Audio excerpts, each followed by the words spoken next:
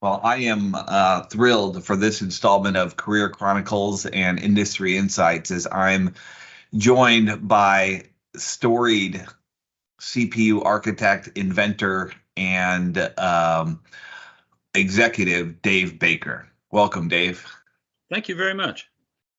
Absolutely. But thank you for taking time to join us here. And like to start off with you giving us it feels weird to ask a man who needs little introduction to give us an introduction by way of a brief overview of your career thus far.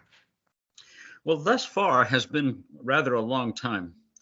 So I started a long time ago. I spent quite a bit of time at IBM and IBM Research, where I worked with the 801 team on some of the very first RISC processors as they migrated the 801 to become the IBM RT. I also worked on the beginnings of the AIX kernel operating system, an operating system that should never have been created, but that's another story. And then along the way, I've lived pretty much all over the world and worked in many places, Japan and Greenland and the Netherlands and Austria, and quite a bit of time in Texas and other foreign countries like New York. So so I've had the opportunity to be blessed to travel a lot for work and things like that, and to meet people all over the world. It's just a tremendous blessing to me. But as I moved along, I worked on many startups. I've been doing startups for 25 years. I've been through 2 IPOs and 2 acquisitions and probably 15 abject failures. So I've seen the good, the bad, and the ugly in startups, and I love startups. I've been doing it a long time, and I love I guess I love the uncertainty of it. I like to go to the fire and do those things that are risky. My previous gig, somebody said, let's go build asynchronous Cortex-M series processors and DSPs. And I said, well, that sounds challenging. Let's go do that. So we ended up taping out 4 successful ARM Cortex-M series processors, some of them with DSPs. We used some of those for machine learning, edge-based machine learning, and DSPs worked pretty well for that. So, I worked for Green Hill Software for a time, for about 4 years. So I'd never quite know whether I'm a hardware guy with a software problem or a software guy with a hardware problem. So sometimes I work focused on software, sometimes I work focused on hardware. But when it comes to architecture of both chips and CPUs, they're not just a hardware problem. They are both a hardware and a software problem. And you've sort of got to think through the software use cases, the detailed use cases that a system's going to be put through to be able to figure out what pieces you're really going to have. And nowhere has that been more true than what I've been working on lately at Luminous Computing. The systems that we're building are targeted at data center scale training systems, supercomputers for AI. I started my career working on supercomputers a long time ago, and here we are again trying to build data center scale supercomputers for machine learning. One of the things that we learned in that process is that you can't use HBM memories for everything because you just can't put enough of them around a chip. The shoreline limits how much memory you can have, and this is very classic in what you see in NVIDIA GPUs today. They have this great performance as long as you don't need something bigger than 80 gigabytes. And so in looking at data center scale supercomputers, you've got to find a way to get massive amounts of memory and massive numbers of processors together. Disaggregated memory systems turned out to be a really good way to do that. So I think I'm leaping ahead probably into terrain that we're going to discuss a bit later. So I'll stop babbling there. No, thank you for that. And, as a VP of engineering and CTO at multiple different companies, I'm fascinated by your engineering bent, that you haven't, that you've never gotten away from that. So what motivated you to get into engineering to begin with? Oh, good question. When I was about 12 years old, my brother-in-law worked for Control Data Corporation, and he was busy designing and building the CDC 6600, one of the early supercomputers that came out. So I was visiting him in Minnesota, or my sister and him in Minnesota, and he took me in the lab. And he showed me 6 of these CDC 6600s in this lab being fabricated. Now, machines in those days had front panels. And when I'm talking about front panels, I'm talking floor to ceiling rack of just blinky little LEDs. And I'm sitting there looking at these machines with all of these front panels with these lights just blinking everywhere. And each one of them is labeled, so they mean something. And I'm sitting there thinking, this is what I want to do with the rest of my life. And I did. I have focused on building supercomputers ever since. I focused on that in my undergraduate days, certainly my graduate days, in every job I ever took. But it all goes back to blinking lights. And today, embedded software people, when they are really testing software, the thing that they look most for is that blinking LED that tells me it's alive. We never get over that. No, thank you. Absolutely. And, a lot of that so you focused on processor architecture really for the totality of your career. What are your thoughts on the current state of processor architecture? I'm going to say that not just computer architecture, but also systems design and systems architectures as well. Something bigger than, basically just a single chip or something like that. But let's focus on architecture for a second. The biggest challenges in architecture is basically how to make von Neumann work. How do you get enough instructions in? How do you get enough data in and out? And, at the end of the day, especially for machine learning, the thing you want to do is have massive amounts of data. And so there was a paper, I think, in 2017 that was labeled, "All you need is data movement." There's been a series of people writing all you need is papers about machine learning, but one of the first ones was all you need is data movement. And I think that's the critical difference between successful and non-successful computer architectures. Take a look at Tensilica or Arc or, any of these standard ARM even. All of these standard guys will tell you these tremendous performance numbers for data that's moving between a register and an ALU and back, or they'll quote tremendous performance if you're running from closely coupled memory. But if you're working from Axibus memory, or if you're working, God forbid, from memory data that's quite a long ways away, they all fail because they can't keep those magic processing register and ALUs fed. They can't keep the data in there. And that, I think, is the greatest challenge in architectures today, especially in machine learning. I mean, in many cases, the data that you're touching is touch once kind of data. Look at a Gallo. You don't look at any neighboring data points. You're looking at one point, and once you've sampled it and gone through the polynomial approximation, you're done with that data point. So it's all about, can you keep it fed? Got it. Now, and I want to circle back to something you had talked about at TensTorrent and a learning you guys came up with as far as the just unquenchable thirst for HBM and eventually you can't keep adding more. So what do you think the solution is? Well, first of all, it wasn't TensTorrent. It was Luminous Computing. I'm sorry, Luminous. No, there's no worries. No worries. I think Jim will forgive us.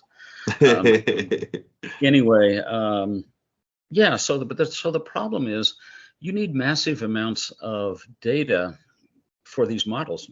ChatGPT, for example, is a massive program. Lots and lots of parameters. It doesn't fit in a GPU. It doesn't fit in 10 GPUs.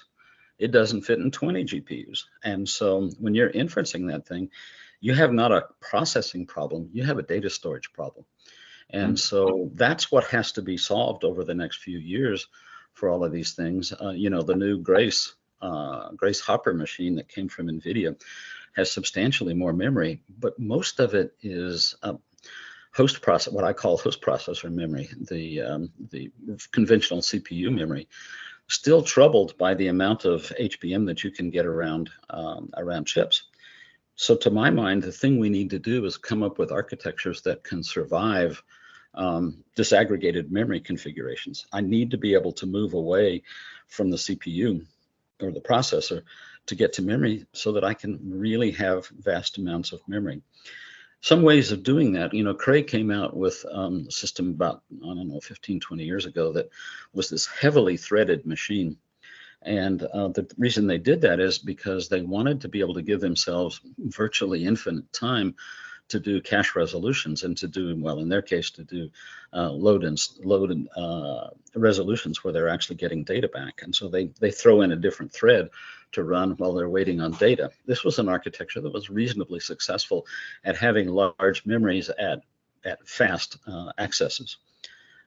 We have to come up with architectures that allow us to do that. Now, if we're doing HPC, we do have a problem because HPC is not very predictable in its reference patterns, but machine learning is very predictable on its reference patterns. You know, for example, I know at the time I compile a model, pretty much what data I'm going to need for each processing node in that model, each point in the data graph, in the data flow graph. I know exactly what data I'm going to need well in advance. So as long as that data is available and computed, I should be able to pre-position it before I try to process it. I think we need to look at architectures that think about things this way.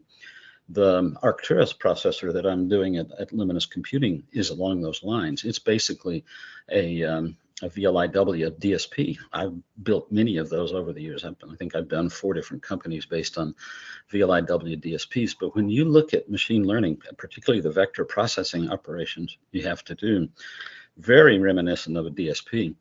And so you basically want things in it like 0 overhead loops, just like a DSP. You want things in it like, you want to, be able to pre-position data in our machine, for example. We don't even have stalls. If there is no such thing as a load referencing something that is not available and going to stall, we basically use the DSP approach. That data is there. You ask for it, it comes back in a fixed number of clocks every time. So these are things that allow you to handle these touch once kind of computations really efficiently. But once you've done that and you realize you can do pre-positioning of data, latency isn't your enemy anymore. The short-term latency that you have in cache coherency just isn't your problem. Right? What you really need is you need massive throughput, and you need to be able to move data. Data movement is all you need. Yeah. And so when you disaggregate, you basically want to do it in such a way that you have access to, well, for a single inferencing engine, maybe 8 or 16 terabytes of memory. If you're going to do data center wide training, you might want to have exabytes of memory that you can get at with speed from any processor. You can't do that with cache coherency. So I think the other thing is we've got to rethink the importance of cache coherency in our lives. There are too many processors out there that claim all of their performance once something's in the cache, but they never look at the problems that have to keep that cache loaded. We have to rethink that part of the architecture. Absolutely. Thanks, Dave. Now, how do you envision over the short term, next 12 to 18 months, accelerated compute growing or changing? Well, you know, the 2 things that I think affect that more than anything is the availability of chiplet interfaces like UCIe and the ability to build larger fragments of a chiplets. We were reticle limited for previous generations of everything. Nowadays, we're reticle limited at the chiplet boundary, although people don't build chiplets at reticle scale anymore. But the UCIe interface that allows us to partition computation into adjacent processing nodes, I think is going to make a huge difference in the architectures over the next 2 years anyway. Certainly by 3 years, it'll be boring and dull how much we're using it. But right now it's kind of a big deal, and I think it's one that everybody needs to focus on. We certainly are using UCIe chiplet interfaces in our computation loads. And the second thing that has come along of recent times, is really good, are these high-speed SerDes connections on and off of digital chips. So there's this whole generation of high-speed SerDes at different range points. So there's, you know, everything from extreme short range XSR to long range and even extreme long range kind of standards going on out there. These things are 112 gigabit fire hoses that allow you to move data off the chip and onto the chip without using a lot of shoreline and at high bandwidth. And you know, the next generation of these things are predicted to be 224 gigabits per second, which I find astounding.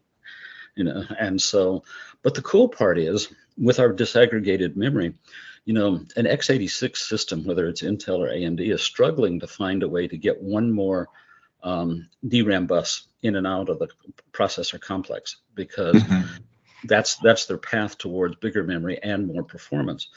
That are trying to figure out how to go from 8 to maybe 12 memory buses if they can figure out how to do it. Thanks to these LR30s, we have 256 memory channels. They're all interleaved.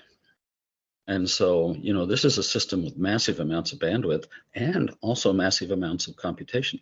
It's made possible by things like LR connections. Cool thing about LR too for the next generation is I can connect a couple of meters of differential pairs board to board at 112 gigabits. Or I can connect that to something like a Broadcom photonic interface chip and drive something like 100 gig or 400 gig or 800 gig Ethernet across the data center, 10 kilometers even. And so these things are changing the chip interconnect facilities. What I think in 3 to 5 years, we're going to see the growth of network-wide processing, something that we went away from, I don't know, some decades back. We used to have distributed systems, did a lot of things with distributed systems. Then things got concentrated into SMPs. And, Intel was demonstrating how to put ever more threads onto a chip. And so people lost interest in distributed computing. I think the big change coming back to us is another round of distributed computing across these networks. Interesting. And what are some of the inhibitants or the impediments to growth in these areas? The cost of silicon is going to be a huge impediment. If you look at going to 5 nanometers, you're talking about capitalizing a company with maybe $120 to $150 million in cap to actually make a product these days, because the mass costs are just so high, the wafer costs are so high, and the design tooling is extra expensive, and on and on and on. Building a chip company today, a startup chip company today, you better have a really big checkbook backing you at 5 nanometers. Today, the sweet spot for fabless folk that are not NVIDIA or Apple is 5 nanometers. 3 nanometers, 2 nanometers is coming along behind it. I'm not even sure you'll be able to capitalize a chip company that's going to be a fabless semiconductor to run at 3 nanometers. I'm not even sure it makes sense. So I think the cost of competitive silicon is going to be the greatest impediment. We have to find ways to make 7 and 5 nanometer things do more with networking than just slapping it down on these big chunks of expensive silicon. Are there other ways that you could see that we could bring that cost down? Not for silicon. I'm not a silicon mechanic, so I'm not going to try to postulate how to bring that cost down. We only have one real international supplier of that kind of silicon right now, and that's in a very scary part of the world. And I think the biggest problem we have is, what do we do if that's not available to us? Because I look at Global Foundries, and it's a great conglomeration of very competent semiconductor material scientists, but they have nothing on TSMC. When you have a single supplier like that, it's obviously not a great thing in the marketplace, and there is no place else to go. Samsung doesn't offer small companies the ability to do that, or even secondary companies, and they don't have that technology yet. Look at Intel. Intel is not exactly offering us 2 nanometer technology for boutique foundries. Who is? TSMC. That's where I think the biggest impediment is going to be. We're going to have to find ways to build network computers with spread out, larger geometry chips. And I think my mantra right now is going to be network computers, distributed computing. Got it. What you've contributed so much to processor and computer architecture, and you're not done yet. So how would you like to see yourself, or what role do you see yourself playing in the evolution of accelerated compute? Well, I have a project I'm running right now for a really advanced RISC-V computer that is head of the tree RISC-V compatible for compilation purposes, but it has a very DSP-like accelerator bolted to it. And that accelerator is VLIW based. I will tell you, VLIW is a terrible idea for general operating system use and things like that. I think Intel and HP proved that to us with PA RISC, but I do think VLIW has a place, and the place it has is in DSP, or what I like to call now domain-specific processors, because these things that are doing this high-level compute for machine learning really benefits from being focused on big SIMD vectors, on instruction level parallelism, VLIW, and on networking, where we can actually share register files in the same program. Every time we have multiple register files, we get more write ports. Write ports are the limits on register files. So I really think I really think that the thing I would most like to do is to do what I just did, which is take all the years of experience that I've pulled together and make a very credible machine learning processor. I'd like to do that again. I'd like to get one in the Lindley report that people notice is both very different and very performant. So that would be my goal. And I guess getting a little bit more granular on that, that large and ambitious goal, how would you personally do you want to lead a team? Do you want to what do you want to do in that? I think what I would like to do is I would like to be the chief architect of a processor project that really aims to build the best distributed network system that's ever been seen. I would like to build on some of the things that I've done more recently, but I would like to break through on a couple of new architectural fronts for that distributed network. I'd like to be that chief architect. I have been VP of this and VP of that and CTO, and I've managed teams of, large teams of people. I don't get a lot of thrill out of that. I can do it. When I went to work for Luminous, I was going to be the chief architect. They said, we really need a VP of engineering. Would you do that? And I said, okay. But it wasn't my first choice. And I feel like I'm there now too. I don't have an aspiration to be VP of anything. I'm very happy to have somebody else do that. Right now I have a small team of folks that do report to me, but it's small. It's like 15 people or less. And, it's hardware, software, co-design people, it's processor architecture people, it's even processor implementation people. I don't have SOC people reporting to me anymore, thank heavens, because, that's a job that involves hiring and scheduling and budgeting and no, thank you. I've done that enough. So I'm happy to be the chief architect. I'm happy to be a manager of small teams of people very focused on this kind of stuff. I don't know if that makes sense or not. Absolutely. And how can the audience reach out to you, get a hold of you directly? My email is dbaker1, DBAKER, the number 1, at utexas.edu. And my cell phone is 512-585-5927.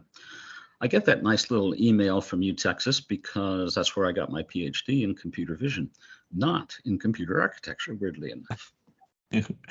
I think that's a great stopping point, and want to really express the gratitude for you sharing the wealth of experience in your years.